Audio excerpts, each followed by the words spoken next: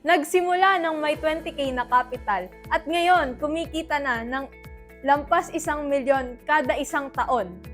Good morning! Ako nga pala si Winmar Crusit, ang CEO at owner ng WCCE Auto Parts Supply. Located siya sa San Pablo City, Laguna. And sa ngayon, nag-open uli ako ng business dito sa Dolores, Quezon. Yung Winmar Auto Parts Supply. Dito naman siya sa Dolores, Quezon. Regarding sa parts ng mga motor, low vehicle, and vulcanizing shop. So, nag-start ako ng business, pandemic, past 2 years. So, 3 years ko na ngayon. Kumbaga, ang aking start sa business ko ay based on my experience sa last trabaho ko sa car industry din siya. So, based on my experience sa mga mentor ko, sa mga advisor ko, then nabigyan ako ng opportunity na why not magbukas, mag-open. Then sa tinulungan din ako ng mga kasamahan ko, ng family ko, especially ang aking asawa, na isa din siya sa tumulong para mag-open ng business. At isa din siya sa nagbigay ng, lahat sila, may families, na nagbigay ng opportunity para mag-start. So, kumbaga ang aking business ay una ay through online, then post sa social media, then advertising. Tapos in past 2 years, nag-operate naman siya. So, kahit sa pandemic, kahit dumaan siya ng pandemic, tuloy-tuloy siya.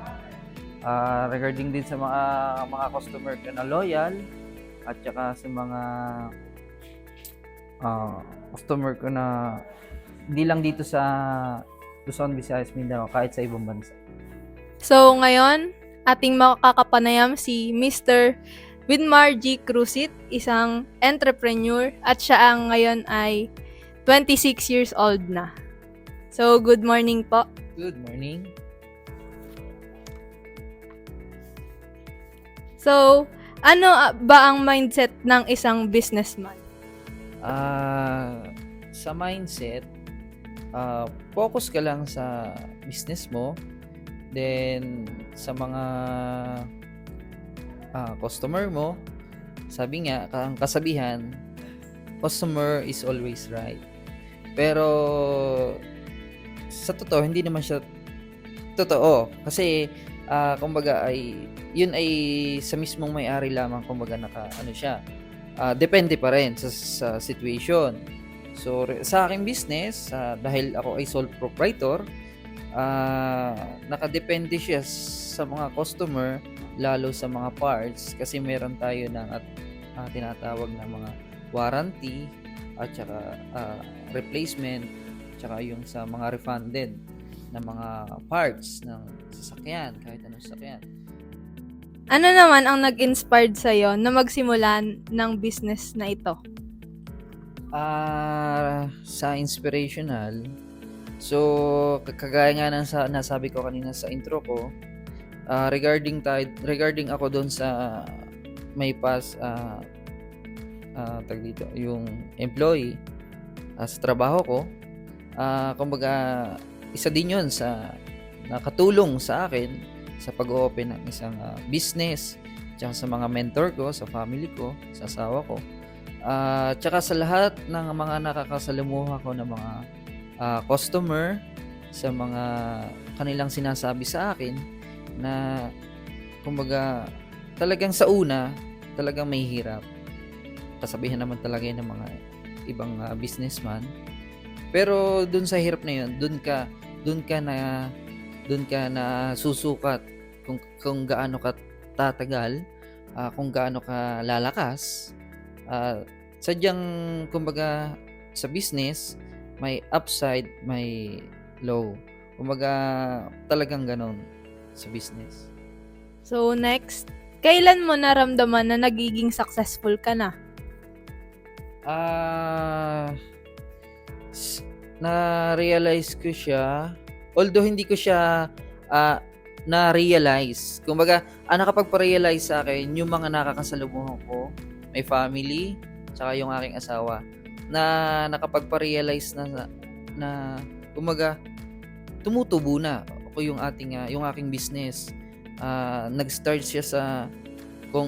ako sa business na wala talagang kumbaga puhunan, kumbaga ang aking stock, nag-start lang ako sa kakonti hanggang sa ngayon na nag-inventory na ako ng parts, kumbaga malaki na kaya talagang doon ko na-realize na talagang tumutubo na siya at saka nakakatulong na ako, family ko, tsaka yung mga wants ko ay nabibili ko na din. So, ano naman yung mga challenges na hinarap mo nung nagsisimula ka pa lang? At paano mo nalampasan yung mga challenges na yon? Regarding naman sa challenges, so kagaya ng sabi ko nga kanina, madami. Isa na doon ay yung sa Panginoon. Kumbaga, isa din siya sa nakatulong sa lahat ng mga pinagdaanan sa buhay, sa mga pakikipag-usap, pakikipag-deal, sa mga transaction, sa mga kapwa business. Kasi kalimitan ang aking mga customer dito ay mga government, ang mga engineer na talagang butas ng karayom ang dinadaanan para lang matagumpayan o mas-successful yung aming transaction, makapag-deal at maibigay ko yung kumbaga yung sapat at magandang quality na parts at saka yung kanilang tinatawag na atikain sa buhay na talagang napaka-quality ng may bibigay mong piyesa sa lahat. So, yun ang aking. So, ano naman yung skills at qualities ng isang entrepreneur? Sa skills and quality ng isang entrepreneur, madami. Dahil sa sole proprietor kasi, so dahil ikaw ay nag-iisa, so nagbe-base ka lang talaga ay sa mga nakakasalamuha mo, sa mga kapwa businessman at saka customer na nag-a-advise sa'yo. So, kasi nga doon ka lang naka-base, marami kang natatanggap ng mga advantage at disadvantage sa pag-ooperate ng isang sole proprietor dahil ikaw ay nag-uumpisa pa lamang. Madami tulad ng yung quality at saka yung mga parts na yung mga ibibigay is dapat accurate, tama, at magkakaroon ka ng tiwala din sa customer mo na kailangan mo ding panghawakan yung kanilang sinasabi para maging yung business mo is maging quality at maganda may provide mo sa kanila. Ano naman yung may a-advise mo sa mga future entrepreneur, especially sa aming mga estudyante? So, ang may advice ko sa inyo bilang kayo isang student, dahil dyan din naman ako nagsimula sa student din. Kumbaga, kanya-kanya . So, ako kasi tinapos ko is accounting technology, graduate in 4 years course. Kung tutusin, malayo ang aking naging ngayon dahil ako isang businessman. Kumbaga, pero yung cycle, andun pa rin siya. Kumbaga, andun pa rin yung flow. May financial, andun pa rin siya.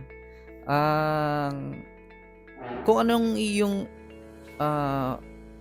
kung ano yung gusto mo talagang i-pursue na invest, kung store o magiging sole proprietor ka, magiging investor ka, o magbubukas ka ng mag-ooperate ka ng isang business, na isang sole proprietor, ay yung kagustuhan mo, yung gusto mo na talagang kailangan mong adhikain mo na talagang may provide mo yung wants mo, at saka yung kumbaga yung pagbubukas kasi ng isang business ay talagang napakadaming pagsubok. Kaya talagang kailangan ay malampasan. Tsaka hindi mo din naman dapat may katulong ka. So, unang-una diyan si God, family, and yung mga customer o kung halimbawa ang iyong store din tulad dun sa akin. So, madami ka ding may bigay na wants.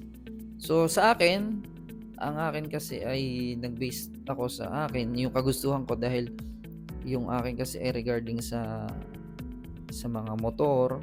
So, nag-start din na rin ako ng business ngayon ng motor shop, vulcanizing, dito sa Dolores, Quezon. So, this year, 2025, may planning ako na magkaroon ng, sasamahin ko na siya dito sa San Pablo. So, sa plan, pero sana magtuloy-tuloy para lahat.